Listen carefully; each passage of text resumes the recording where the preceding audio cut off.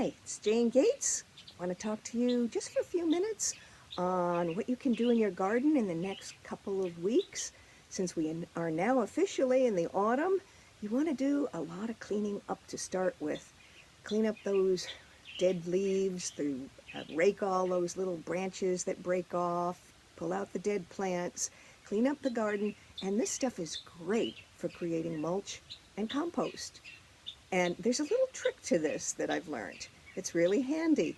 The best thing to do, if you've got those little sticks and you've got some fairly big leaves, put them into a trash can and then get out a string trimmer, stuff it into the trash can and turn it on.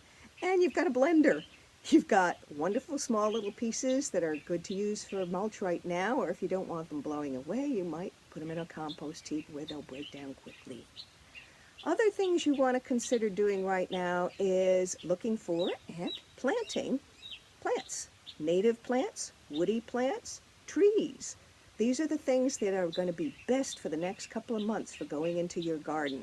So take a look, check around. There's some wonderful things that you might want to grow. You can also do some seeds and all the hardy ones, nothing that's called half hardy because it won't take the cooler temperatures if we ever get them again. Anyway, there are also some nice bulbs that are coming onto the market for the autumn displays, and although they're short-lived as far as flowering, they have a lot of wow power.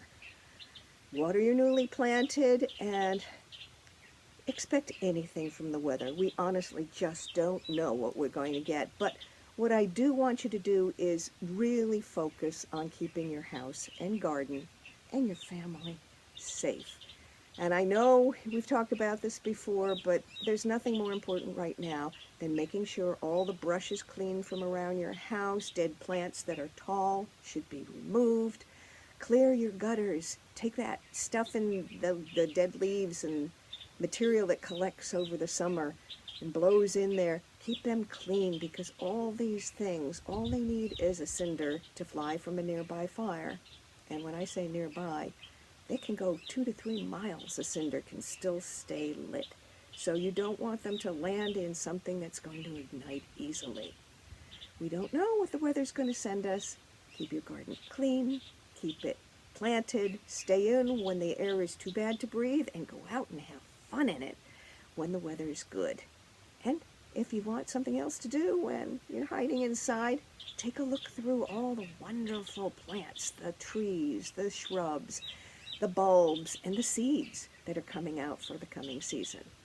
And what might also help is check out the video that I just spent the full 2 weeks working on. Who knew editing was such a big job? Anyway, I've got 20 of the best plants that do really well from Silmar through Castaic and out into, say, Palmdale. Plants that are going to look really showy in your garden. They're all woody shrubs from small to larger ones. Find out where they do well in your garden, and not every plant will do well in every garden. But these are the most likely to give you really nice looking showy plants that are going to put up with our very finicky and very difficult climate. Plus, you don't have to amend your soil. So take a look at the video that I'm posting at the same time for 20 shrubs for this area. And have a great 2 weeks. Stay safe and get out in the garden whenever you can.